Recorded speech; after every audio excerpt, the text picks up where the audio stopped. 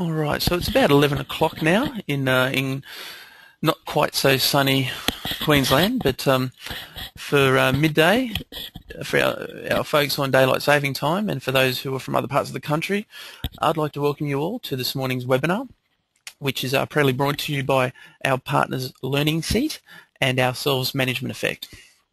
And the purpose of today primarily is to serve two things.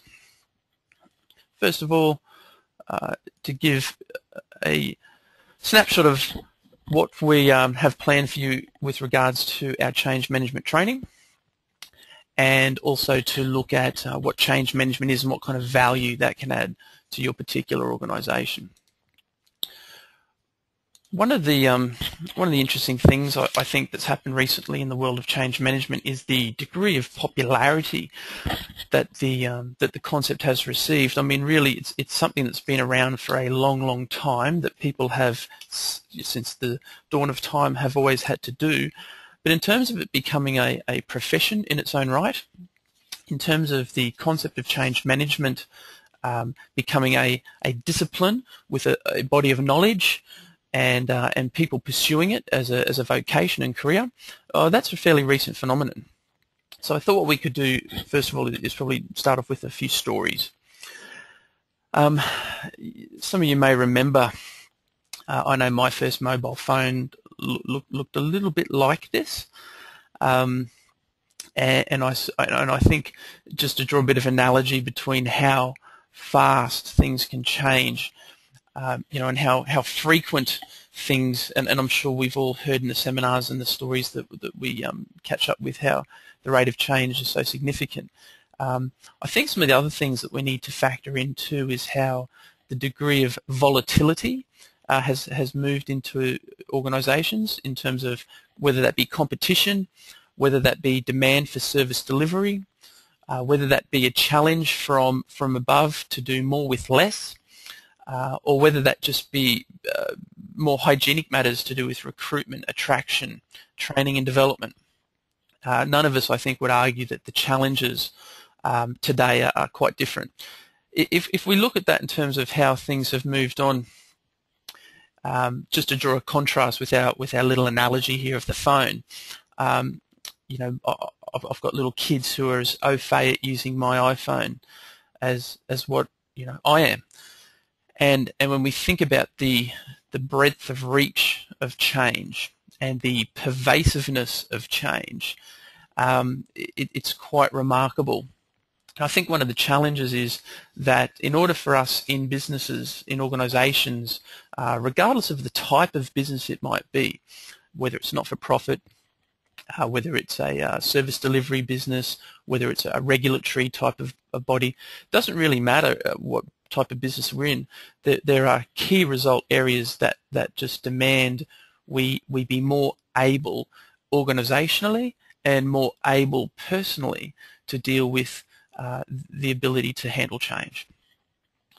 I think a couple of other interesting points of note here has been, in the last, particularly in the last few decades in business, there's been a significant shift in power structures within organisations, in terms of who is responsible for achieving outcomes, in terms of what people's purpose in business is.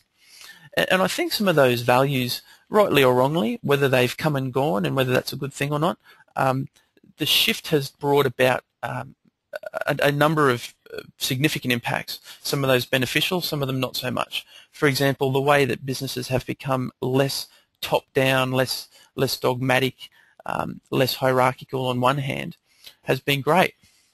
On the other hand, there's also been some shifts which have seen a demand for an increase in governance.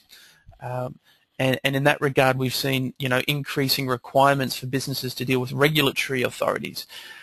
And I suppose if we think about what the future might look like, if we look to the past and speculate a little bit and have a squint out at the horizon, I think it's very difficult to say what it will look like, but there are a few things that I want to talk to in this space around what the future holds. Okay. First of all, if we consider for a moment your current workload.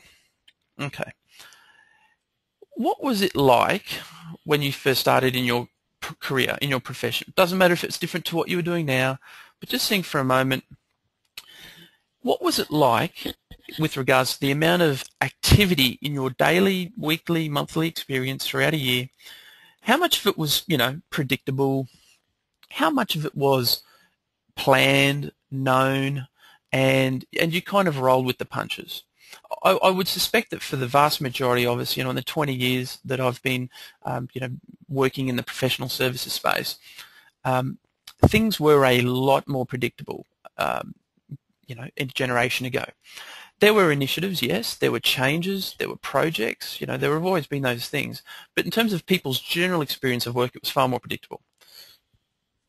Let's contrast that with these days. We've got the business as usual activity in people's roles has, well and truly, I think, shrunk compared to what it used to be. We've got a significant amount of increase in the amount of initiative-based activity, project-based activity that people do. There's far more variation. And I think some of the interesting things that bear testament to this has been, let's just look at the various roles and titling that have been fairly recent arrivals into the corporate environment. Let's think of, say, for example, the Chief Risk Officer. This was a role that in some senses was played by people out in the business functions many years ago, but now a lot of businesses, particularly the bigger businesses, have dedicated functions purely for handling risk and governance. The Chief Information Officer, this is a role that only probably 15, 20 years ago wasn't even required. It didn't exist. And yet now when we think about what the future holds in terms of BAU's a shrinking body of work, there will be an increasing amount of initiative-based work. I dare suspect too, with the change in the way that people will choose to be engaged with businesses, they will probably be there'll be a significant increase in the amount of consultant-based and subcontractual arrangements between business-to-business transactions, and of course, who knows what else is going to be out there. Maybe there'll be roles for chief change management officers.